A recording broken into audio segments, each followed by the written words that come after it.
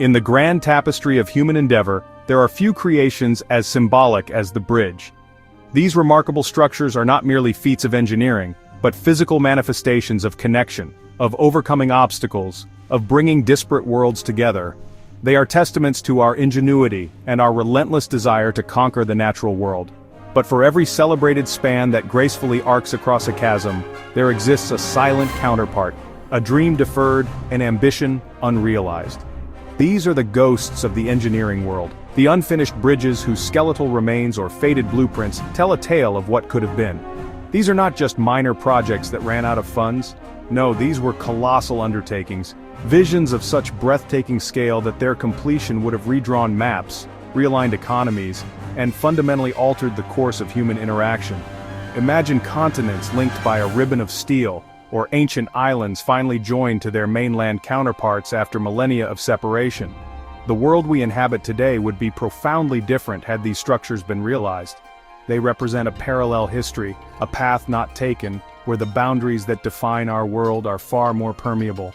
Join me as we journey across the globe to uncover these forgotten giants.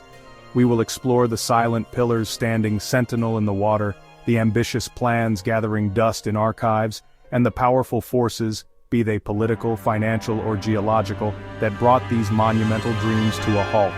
This is the story of the bridges that never crossed, the magnificent failures that, in their incompletion, tell us as much about ourselves as any finished masterpiece. They are the silent, awe-inspiring echoes of ambition.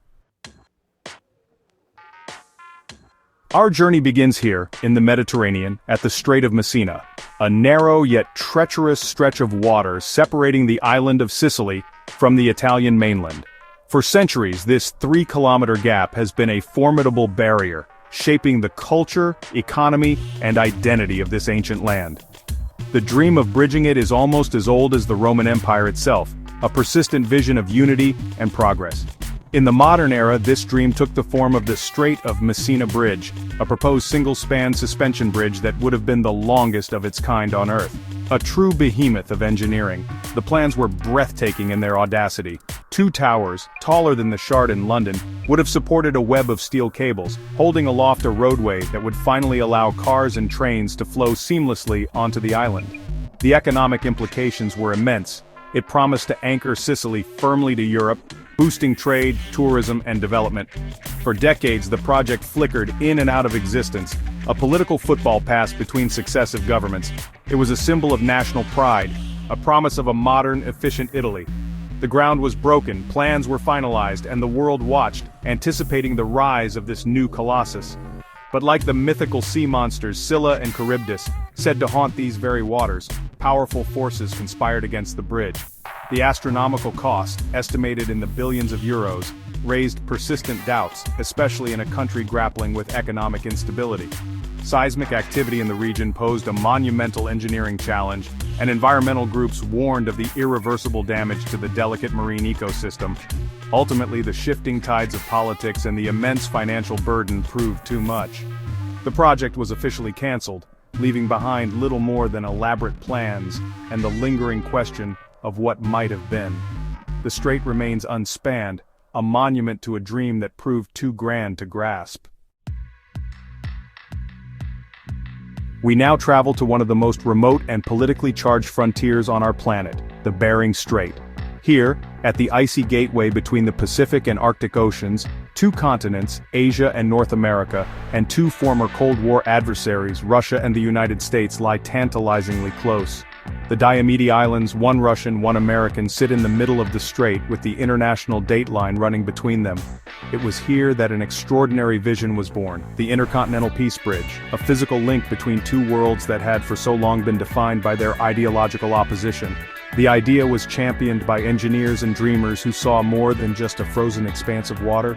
They saw a symbol of a new era of cooperation, a post-Cold War world where former enemies could literally meet in the middle. The proposal, emerging in the late 1980s and early 1990s, was as much a political statement as an engineering one. It envisioned a causeway and bridge system, hopping from the Siberian mainland to Big Diomede, then to Little Diomede, and finally to the Alaskan coast. It would have been a monumental undertaking, battling extreme weather, shifting sea ice, and the sheer remoteness of the location. The challenges, however, were not merely technical. The political will, which had flickered briefly in the warmth of thawing relations, soon cooled. The immense cost, the logistical nightmare of constructing and maintaining infrastructure in the Arctic, and the lack of significant population centers or economic drivers on either side made the project a hard sell. Furthermore, the very idea of a land bridge connecting the two superpowers raised complex security concerns. The Intercontinental Peace Bridge remains a fascinating what-if of geopolitical history, a bold, optimistic gesture that was ultimately swallowed by the harsh realities of economics and the enduring legacy of suspicion. The gap remains, a stark reminder of how close, and yet how far apart, our worlds can be. We now turn to the bustling heart of the New World, New York City, during the great age of American expansion. The Hudson River, a wide and majestic artery of commerce, presented a significant obstacle to the westward growth of the city.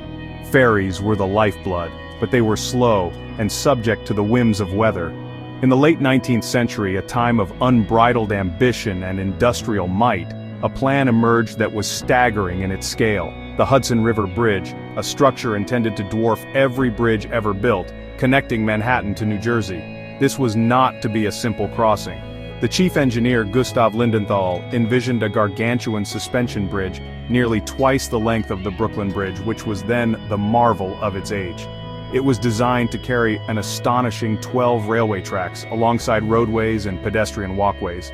It would have been an unprecedented conduit for people and goods, funneling the resources of a continent directly into the heart of its greatest metropolis. The proposed towers were to be colossal granite structures, monuments to the Gilded Age's confidence and power. This bridge was meant to be the definitive statement of American engineering prowess.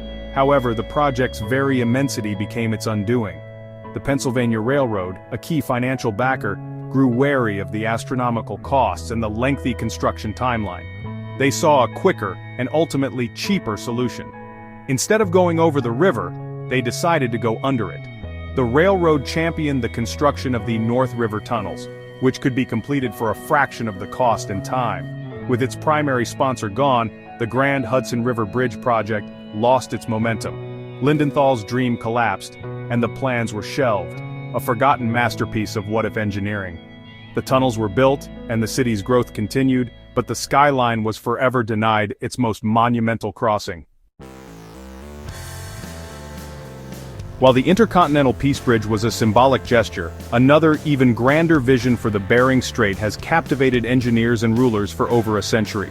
This is the concept of a true transcontinental link, a bridge or tunnel that would physically connect the road and rail networks of Asia and North America. This wasn't merely about peace. It was about creating a global transportation artery, a land-based Silk Road for the modern age, allowing freight and passengers to travel from, say, London to New York almost entirely by rail.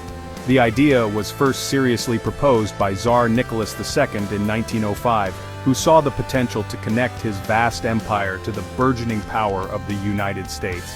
The vision has been resurrected many times since, each time with more advanced engineering proposals. The challenges are almost biblical in scale. The crossing would be over 80 kilometers long, spanning some of the most inhospitable waters on Earth.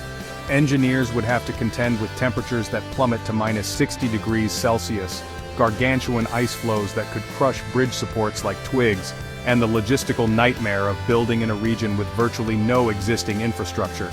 Despite these colossal hurdles, the dream persists. Proponents argue that the long-term economic benefits, a revolution in global shipping, access to untapped mineral resources in Siberia and Alaska, would justify the monumental cost, estimated to be in the hundreds of billions or even trillions of dollars.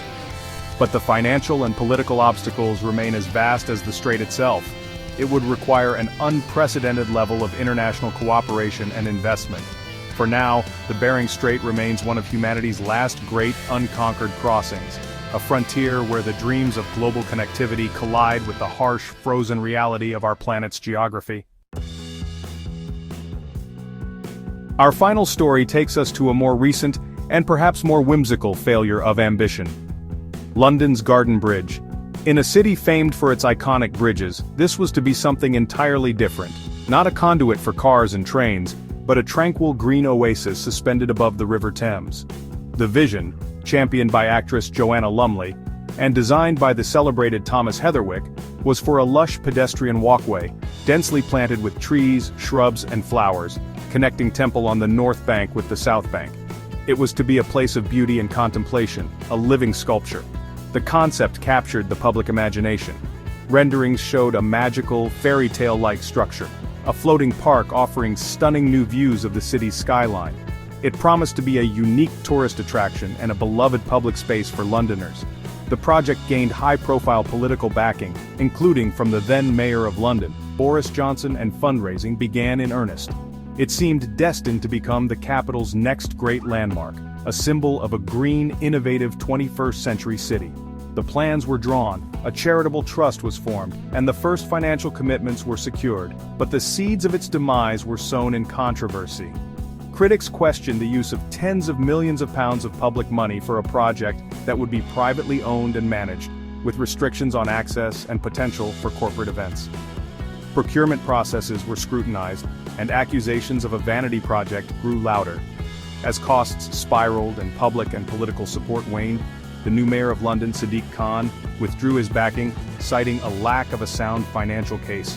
The Garden Bridge Trust folded, and the dream withered on the vine, leaving behind a £53 million bill for taxpayers, and a bitter debate about public space, private interest, and political hubris. The Thames flows on, unadorned by this phantom garden. The silent pillars of Messina, the frozen expanse of the Bering Strait, the faded blueprints of the Hudson. These unfinished bridges are more than just engineering failures. They are powerful monuments to the boundaries of human ambition. They remind us that for every successful leap of faith, there are countless dreams that stumble at the precipice. Politics, economics, war, or simply the sheer, indomitable force of nature. These are the powerful currents that can derail even our boldest and most meticulously planned journeys. These structures exist in a liminal space between reality and imagination, forever reaching for a shore they will never touch. Their incompletion, however, does not render them meaningless. In fact, their stories are uniquely compelling. They force us to consider the world not just as it is, but as it could have been. Take a moment to imagine it. Driving from mainland Italy directly into the heart of Sicily, taking a train from Paris to New York, or walking through a floating forest in the center of London. How would our world, our cultures, and our perceptions be different? These bridges may never have carried traffic, but they can still transport us to a world of possibilities. These tales of grand ambition and sobering reality serve as a crucial lesson. They teach us about the complexities of turning colossal visions into concrete and steel. They are ghosts that haunt the landscapes of our world, whispering stories of what might have been, and in doing so, they fuel the next generation of dreamers to imagine new ways to connect our world, to learn from the past, and to one day perhaps finally complete the crossing.